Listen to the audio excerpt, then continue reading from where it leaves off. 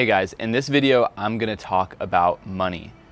And in specific, I'm gonna talk about thinking about every purchase as a percentage of your net worth at large. But before I get into today's video topic, I need to put in a strong caveat.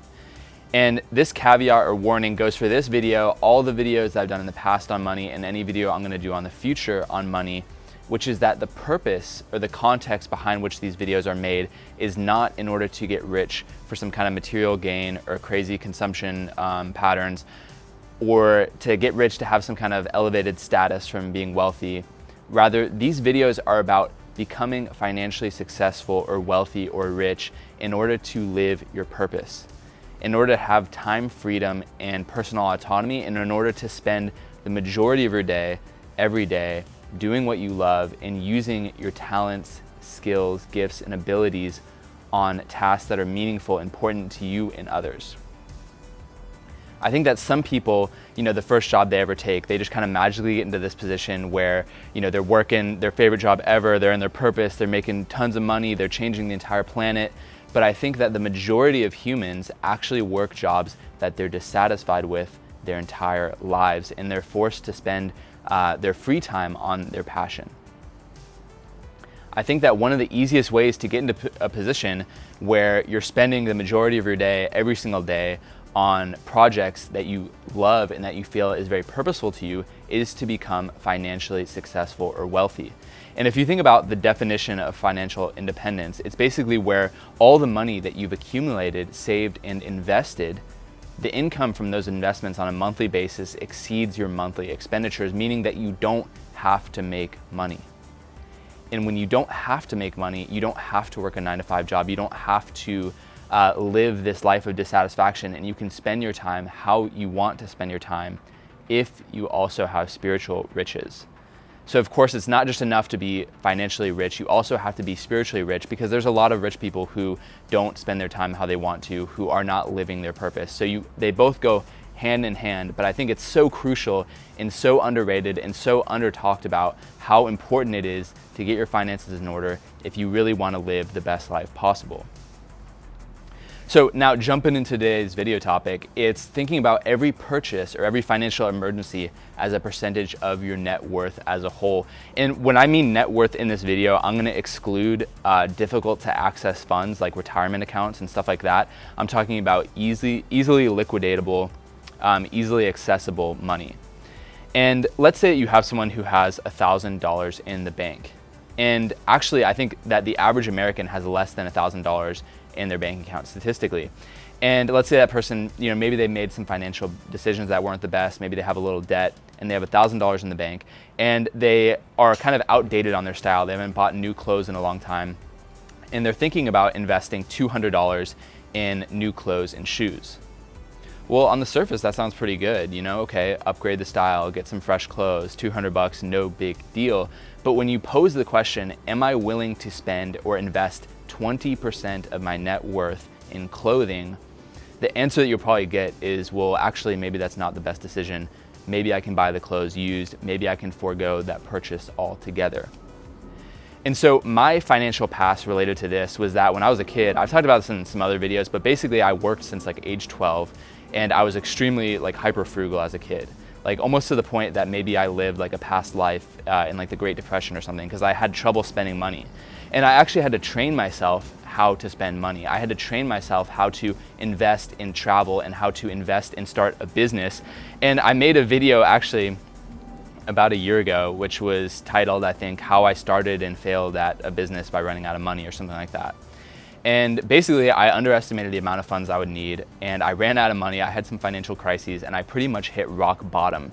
And that was a little bit less than a year and a half ago. So for the past year and a half, I've been living super minimally, humbly, thankfully. I've been working super hard in excess of 40 hours a week on multiple different projects, and I've been saving tons of money. I've been saving a very high percentage of my net worth, or of my income each month, and investing. And so I've seen a number of phenomena happen as I'm going throughout this experience of becoming financially comfortable, which I've reached that point where I feel like I can finally breathe. And I've seen a lot of different things happen, but I remember when I had $1,000 in the bank, I remember thinking, okay, if my car breaks down or if I crash my car and it's my fault or something, and and I can't use my car, I literally cannot even purchase another car, or I'd have to take out some kind of crazy auto loan, or it would completely wipe me out. And this isn't something that I thought about often or that kept me up at night, but I was very aware of it. And so it's gone from kind of thinking about every purchase as like, how much is this of my net worth, to now entering the state of pretty much financial peace, where the phenomena that I've observed is that the more money that you have saved and accumulated, comparatively, every purchase becomes a much smaller percentage of your net worth.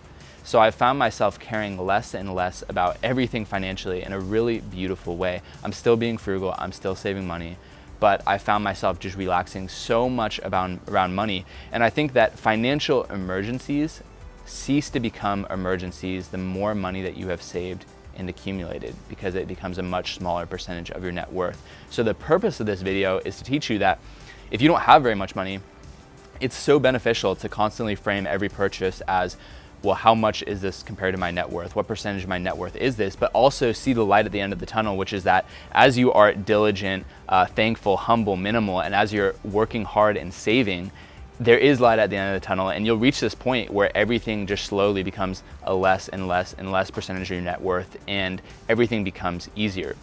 And I think that this video felt important for me to make because I think that we're up against a lot in this world where we live in an incredible capitalist country, and I'm so thankful to be in the United States. But I think that the system is almost designed to keep you in it. And I think that all the media platforms out there, no one is telling you to save money. I think it's the most underrated thing ever. And I wanted to make this video to share that you can be in this world, but not of it. And I think that it's amazing that we're in these capitalist societies, but I think that if we want to do what's within our own self-interest, it's important to be very humble, minimal, thankful, and to save your money if you want to get in a position where you're spending your time how you want to. And I think that a lot of people, we look up to celebrities and athletes and musicians and artists and social media influencers who have crazy consumptive behavior patterns. But what a lot of people don't realize is that when you see the rapper who has a net worth of $500 million and he goes out and buys a $500,000 car, maybe it's not the best decision, or maybe it's not the most environmentally friendly decision, but at the end of the day, it's a hyper small percentage of his net worth. It's not that big of a deal. But I think that society is always reflecting this back on themselves. And so the dude who has $20,000 in the bank is like, okay, well, I'll go buy a $70,000 car. I'll go live that lifestyle. I'll go put it on Instagram. But what people don't realize is that that's 3.5 times his net worth in a heavily depreciating asset. And you would never say, okay, I'm gonna go buy a stock on 3.5 times margin that is guaranteed every single month to lose a certain percentage of its value until it finally goes to zero. But people do it every single day with vehicles. So guys, I hope you guys like this video. Please comment below with your feedback on this.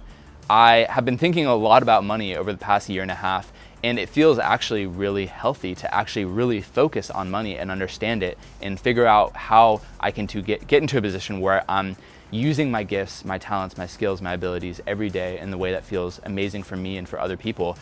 And so if you want to see more videos like this, please comment below with your feedback and I'll read and respond to every comment. And if you're new to the channel and you want to see more videos like this, then hit the subscribe button, and I'll see you guys next week. Ciao.